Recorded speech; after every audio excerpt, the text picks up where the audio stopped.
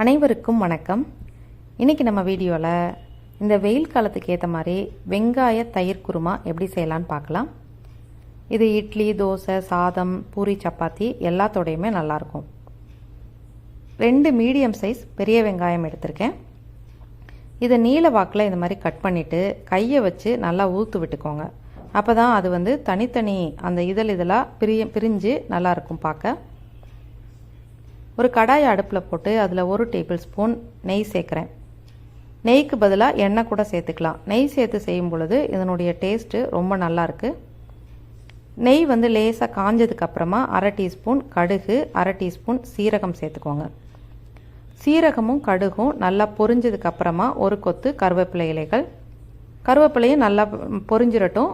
ஒரே ஒரு பச்சை மிளகா அதை நீல வாக்கில் கீறிட்டு சேர்த்துக்கலாம். இதோட நம்ம இப்போ கட் பண்ணி வச்சுருக்கிற வெங்காயத்தையும் சேர்த்துக்கோங்க. பச்சை மிளகா நம்ம ஒரு ஃப்ளேவருக்காக தான் சேர்க்குறோம். காரத்துக்காக நம்ம வேறு மிளகாய்த்தூள்லாம் சேர்க்க போகிறோம். இப்போ வெங்காயம் வதங்கிறதுக்காக ஒரு 2 பிஞ்சு தூளுப்பு சேர்க்குறேன்.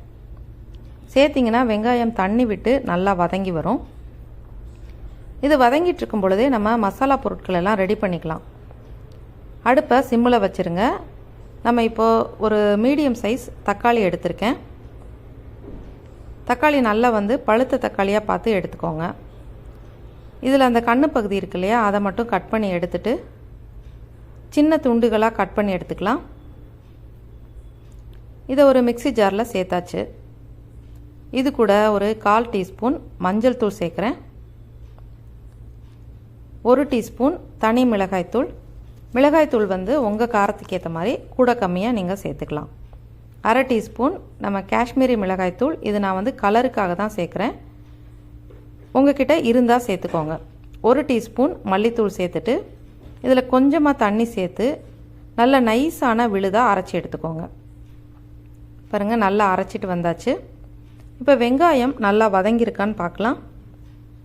அவ்வளோதான். வெங்காயம் அந்த கண்ணாடி பதம் அளவுக்கு வதங்கினா போதும். ரொம்ப கோல்டன் ப்ரௌன் கலர் ஆகணும்னு ஒன்றும் அவசியம் இல்லை. இதில் 1/2 டீஸ்பூன் நான் இஞ்சி பூண்டு விழுது சேர்க்குறேன். சேர்த்துட்டு இதை ஒரு டைம் நல்லா கலந்து விட்டுக்கோங்க. அந்த இஞ்சி பூண்டு விழுது வெங்காயத்தோடு நல்லா மிக்ஸ் ஆனதுக்கப்புறமா நம்ம அரைச்சி வச்சுருக்கோம் இல்லையா தக்காளி விழுது, அதை சேர்த்துக்கலாம். தண்ணி எதுவும் சேர்க்க வேண்டாம். முதல்ல நம்ம அரைச்சி வச்சுருக்கிற அந்த தக்காளி விழுதை மட்டும் சேர்த்துக்கலாம். இஞ்சி பூண்டு, தக்காளி, அந்த மசாலா பொருட்கள் எல்லாம் ஒன்றா சேர்ந்து வதங்கணும்.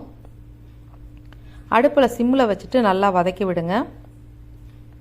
இந்த பச்சை வாசனை எல்லாம் போனதுக்கப்புறம் தான் நமக்கு அந்த குருமா டேஸ்ட்டு ரொம்ப நல்லாயிருக்கும். ஓரளவு நல்லா வதங்கினதுக்கப்புறம் அந்த மிக்ஸி ஜாரில் கொஞ்சமாக தண்ணி சேர்த்து அந்த தண்ணியை சேர்த்துக்கலாம். கூடவே இன்னும் கொஞ்சம் தண்ணியும் சேர்க்குறேன். நான் மொத்தமாக ஒரு 200 ml அளவு தண்ணி சேர்க்குறேன். சேர்த்துட்டு இதில் இப்போ நம்ம ஒரு 1/2 டீஸ்பூன் கரம் மசாலா தூள் சேர்த்துக்கலாம். கரம் மசாலா நீங்கள் முதலையே சேர்த்திங்கன்னா ஒரு மாதிரி கசப்பு தட்டிடும். அதனால் இந்த அளவுக்கு தண்ணி சேர்ப்பீங்க இல்லையா, அப்போ சேர்த்திங்கன்னா அதனுடைய ஃப்ளேவரும் நல்லாயிருக்கும். இந்த மாதிரி ஒரு கசப்பு தன்மை வராமலும் இருக்கும். இப்போ இதில் நம்ம உப்பு சேர்க்கணும். முதல்ல நம்ம ஒரு 2 பிஞ்சு தானே உப்பு சேர்த்தோம். அதனால் இப்போ இதில் ஒரு 1 டீஸ்பூன் அளவு நான் கல்லுப்பு சேர்க்குறேன். சேர்த்துட்டு அடுப்பு நல்லா ஹை ஃப்ளேமில் வச்சுட்டு கொதிக்க விடுங்க. இது எண்ணெய் பிரிஞ்சு வர அளவுக்கு கொதிச்சிட்ருக்கட்டும். அதே மிக்ஸி ஜாரில் 1 கைப்பிடி அளவு வறுத்த வேர்க்கடலை சேர்க்குறேன். வறுக்காத வேர்க்கடலை இருந்ததுன்னா நீங்கள் முதலையே நல்லா அதை வறுத்துட்டு சேர்த்துக்கோங்க. அந்த வேர்க்கடலை நல்லா பொடியாக அரைஞ்சதுக்கப்புறமா இதில் நான் தயிர் சேர்க்க போகிறேன். 300 ml தயிர் சேர்க்குறேன். இதில் ரொம்ப முக்கியமானது புளிக்காத தயிர் தான் சேர்க்கணும். ஃப்ரெஷ் கர்டு தான் சேர்க்கணும். தயிர் புளிச்சிருந்ததுன்னா இந்த குருமா டேஸ்ட்டு நல்லா இருக்காது. இதையும் அந்த மிக்ஸி ஜார்லேயே நல்லா அடைச்சிட்டு வந்துடலாம். இப்போ நம்ம அந்த தக்காளி குருமா என்ன ஆயிருக்குன்னு பார்க்கலாம்.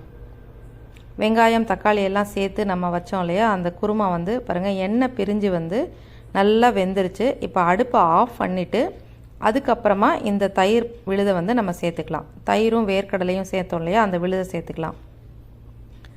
நம்ம அந்த அடுப்பு ஆனில் இருக்கும்போது சேர்த்திங்கன்னா தயிர் ஒரு மாதிரி திரிஞ்ச மாதிரி ஆயிரும்.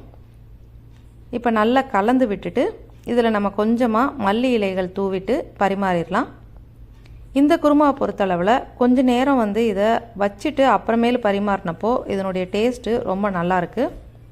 நீங்களும் ட்ரை பண்ணி பாருங்கள். இந்த வீடியோ பிடிச்சதுன்னா லைக் பண்ணிவிட்டு ஷேர் பண்ணி கண்டிப்பாக சப்ஸ்கிரைப் பண்ணுங்கள். மறுபடியும் இன்னொரு நல்ல வீடியோவோட உங்களை எல்லாம் மீட் பண்ணுறேன். நன்றி.